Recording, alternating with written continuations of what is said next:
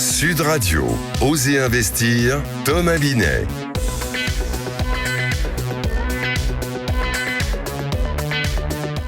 Que faire de votre argent? Où le placer? Comment le placer? Tiens, on en parle avec vous tous les dimanches. Thomas Binet, bonjour à vous. Bonjour Jean-Marie. Au programme aujourd'hui. Eh bien, on va parler en conseil de la semaine des exonérations des plus-values dans le cadre de ventes immobilières. On reçoit comme invité Joachim Hazan, président fondateur de Novaxia, entreprise spécialisée dans l'investissement immobilier à impact. On va parler transformation des bureaux en logement. Ça, c'est un vrai sujet, vous allez voir, on y revient tout à l'heure. Et en coin de l'expert, on va évoquer l'investissement immobilier en zone inondable. Et ça, c'est très important. On va en reparler. Au cœur des quartiers pour mieux vous conseiller, le réseau Century 21 et ses 960 agences immobilières vous présentent Sud Radio, Osez investir, le conseil de la semaine.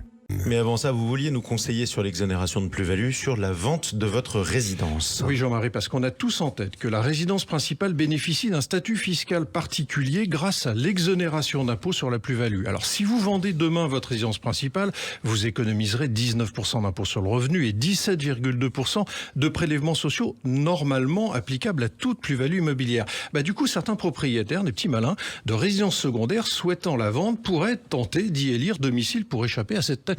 Oui, sauf qu'évidemment, c'est une mauvaise idée. Absolument, parce que c'est une niche fiscale et cette dernière est coûteuse pour Bercy. Alors du coup, il veille au grain. Pour qu'un logement soit considéré comme principal, il doit être occupé comme tel. D'un point de vue légal et fiscal, la résidence principale correspond au lieu d'habitation au 31 décembre de l'année de perception des revenus, comme le souligne le Code général des impôts à l'article 10 pour être précis. Mais précisons qu'au regard de la loi, la résidence principale est entendue comme le logement occupé au moins 8 mois par an, sauf obligation professionnelle, raison de santé ou cas de force majeure, soit par le preneur ou son conjoint, soit par personne à charge au sens du Code de la construction et de l'habitation. C'est le fameux article 2 de la loi du 24 mars 2014. Alors, si on joue avec ça, on risque quoi?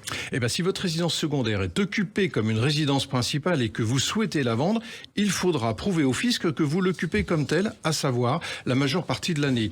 Du coup, soyez prudents et conservez tous les documents pouvant attester de cette situation. Facture de gaz, d'électricité et d'eau, elles permettront de démontrer la nature de l'occupation et sa durée. Alors malgré tout, il est possible d'échapper à la taxation de la plus-value immobilière sur la revente d'une résidence secondaire dans une situation bien identifiée. Le vendeur ne doit pas être propriétaire de sa résidence principale au cours des 4 dernières années précédant donc la vente. Si vous avez le moindre doute, n'hésitez pas à prendre conseil. Et évidemment, tout de suite, on accueille votre invité, Thomas. On est avec Joachim Hazan, qui est président fondateur de Novaxia. C'est la première société à mission du secteur immobilier. Le groupe Novaxia, c'est une entreprise en fait qui s'est fait comme spécialité la transformation des vieux bureaux en logements. Ça peut toujours servir. Bienvenue à vous, Joachim Hazan. Vous êtes l'invité de Thomas Binet. Bonjour. Bonjour Joachim Hazan. Alors nous avions 2 millions de mètres carrés de bureaux vides avant la Covid. Aujourd'hui nous en sommes à 5 millions et dans quelques années nous prévoyons d'atteindre les 10 à 15 millions de mètres carrés vides. Alors ce qui relève de menaces pour certains apporte des opportunités aux autres. C'est votre cas. Joachim Hazan, vous œuvrez depuis 2006 à recycler les bureaux en logement. C'est d'autant plus intéressant que nous vivons une période sans précédent. Et il faut bien le préciser, depuis la Seconde Guerre mondiale avec une véritable pénurie d'offres. Alors, si c'est une si bonne idée de transformer les bureaux en logements, expliquez-nous en quoi. Eh bien, déjà, l'idée, c'est, dans ce monde compliqué que nous traversons, c'est d'associer des épargnants pour leur faire profiter de cette thématique qui est particulièrement porteuse maintenant. Pourquoi est-elle porteuse? On a pas assez de logements, on va pas revenir énième fois sur la crise du logement. On a beaucoup trop de bureaux, vous l'avez rappelé, on a un facteur multiplicateur par 3, on va passer de 5 à 10 à 15 millions de mètres carrés de bureaux. Quel marché aujourd'hui peut être multiplié par 3 de manière quasi certaine dans les prochaines années? C'est quand même une belle vague d'optimisme devant ce potentiel. Et surtout, pourquoi c'est aujourd'hui? Parce que le prix des bureaux décote de 30 à 50%. Bon, le télétravail est passé par là aussi. Alors, on a le télétravail, évidemment, qui est passé par là, sauf qu'on récupère aujourd'hui les dégâts collatéraux du Covid, ou au contraire, les bénéfices du Covid, puisque ces mètres carrés, ces millions de mètres carrés de bureaux, 1 mètre carré de bureau va décoter de 30 à 50%. Ça n'est jamais arrivé depuis des dizaines d'années. Et quel est l'intérêt? Quand le prix des bureaux baisse, et qu'on va les transformer en logements. La matière première bureau, ces mètres carrés inutilisés, eh bien, ils vont être beaucoup moins chers et on va pouvoir fabriquer donc des logements. Et l'équation économique aujourd'hui, elle est extrêmement porteuse et elle est rentable. Alors, recycler, plutôt que démolir, c'est votre leitmotiv. C'est plus cohérent, devrait ainsi aujourd'hui, pour des raisons d'environnement, concrètement ? C'est là que écologie et économie se rejoignent. C'est là que pour nos épargnants, chez Novaxia Investissement, nous avons la double approche. Impact et rentabilité. Ne pas démolir un bâtiment, c'est le conserver. Quand on peut le faire, on le conserve. On va réemployer les matériaux, le bois, le verre. Eh bien, écologiquement, l'idée de ne pas construire sur des terres agricoles ou sur des forêts, c'est venir capitaliser sur le déjà là, sur les mètres carrés qui existent. Et c'est tout, comme on recycle les téléphones portables, comme on recycle les déchets, pourquoi on recyclerait pas les immeubles si ça rapporte ? Est-ce que c'est plus rapide de transformer que de démolir et de reconstruire ? Alors, disons que vous économisez une partie de la construction quand on le conserve, puisque le gros œuvre est déjà là, l'infrastructure et la superstructure est déjà là. Ouais.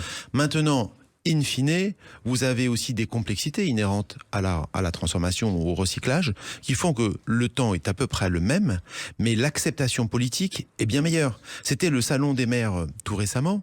Eh bien, quand un maire, on va le voir pour lui proposer de recycler un immeuble, il est beaucoup plus favorable, c'est moins traumatisant pour l'environnement, c'est moins traumatisant pour la population, puisque les riverains, ils sont habitués à passer tous les jours devant cet immeuble. Donc quand on le conserve, l'acceptation politique est forte, on a moins de recours sur nos opérations. Alors pour un preneur, ça c'est important aussi, est-ce que ça fait un prix du mètre carré qui risque d'être moins élevé ?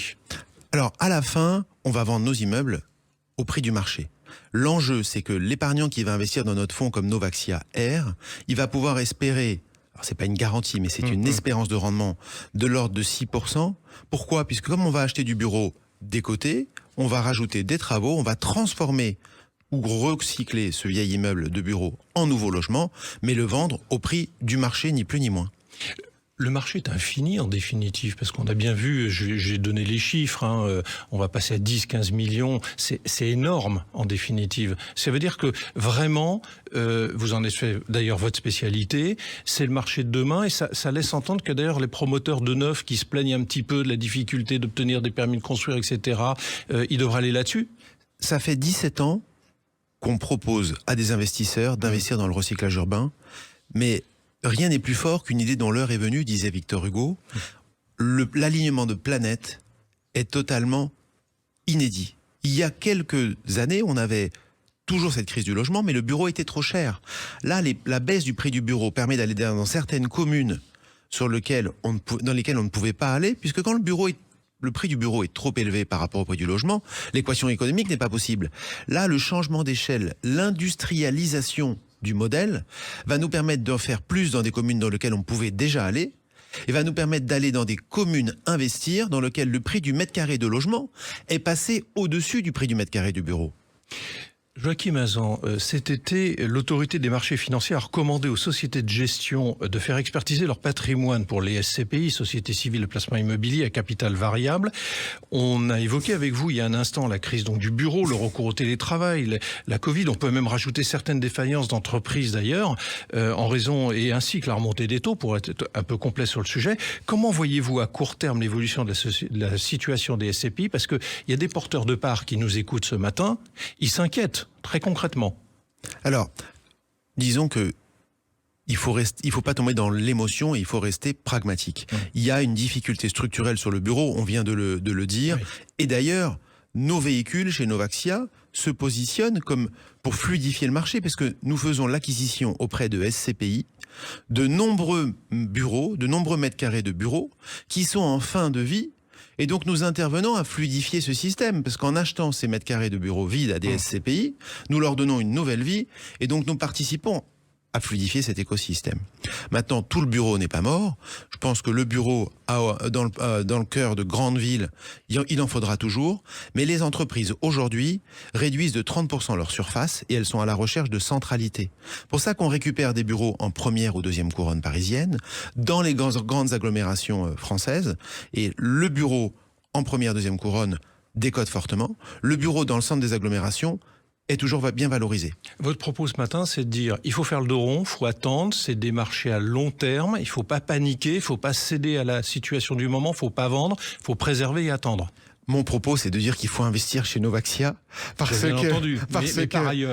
que le marché n'a jamais été si porteur. Et c'est le message que je voudrais faire comprendre aux auditeurs.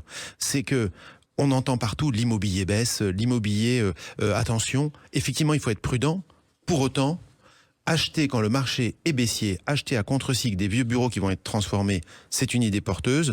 Et quand on prépare sa retraite, pour le reste de votre question, et qu'on est sur le long terme, et qu'on attend des revenus, l'enjeu c'est est-ce que le montant des revenus et des loyers est toujours là ou pas?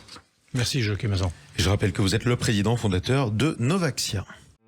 Intergestion REM, spécialiste de l'épargne en SCPI depuis plus de 30 ans, présente Sud Radio, Osez investir, le coin de l'expert. Et tout de suite, où investir et surtout comment le faire dans des endroits très particuliers. Thomas, avec le concours de votre experte Caroline Laverdé, qui est avocate spécialisée en droit de l'immobilier, c'est aussi votre consultante, vous allez nous parler de l'investissement dans les zones qui ont été inondées dans le passé.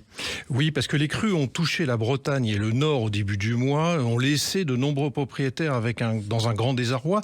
Mais quid des futurs propriétaires prêts à investir dans ces régions? Alors, dans le cadre d'une vente, le principe est que le vendeur est tenu de délivrer le bien tel qu'il est décrit dans le compromis de vente. C'est pour cette raison d'ailleurs que l'on conseille toujours à un acquéreur de réaliser une brève visite juste avant la signature de l'acte de vente pour s'assurer que le bien est toujours en bon état. Oui, ça c'est important. Alors justement, si le bien dans lequel on souhaitait investir est totalement ravagé par une inondation, est-ce qu'on peut renoncer à la vente? Alors en général, la promesse de vente contient une clause qui prévoit qu'en cas de sinistre affectant complètement le bien, l'acquéreur est en droit de renoncer à la vente. Certes, vous vous retrouverez le bec dans l'eau, mais vous serez au sec, mon cher Jean-Marie. Et c'est déjà ça, au moins. Est-ce qu'on peut réclamer une réduction du prix de vente? Officiellement, non, car cela imposerait de recommencer les dossiers de prêt, de proposer à nouveau le bien aux collectivités locales avec le prix modifié, etc. Alors en revanche, rien n'interdit de négocier ou de renégocier avec le vendeur pour trouver un arrangement financier selon le montant des réparations et des délais nécessaires pour que vous les réalisiez. Alors ça se passe comment au niveau des assurances? Avant la signature finale de la vente, c'est l'assurance du vendeur qui intervient. L'acheteur bénéficie ensuite du contrat d'assurance du vendeur et peut réclamer le versement de l'indemnité due à raison du sinistre. Eh bien, le conseil est bien noté. Merci beaucoup Thomas Binet. Merci à vous. On vous retrouve dimanche prochain. Sud Radio, Osez investir, Thomas Binet.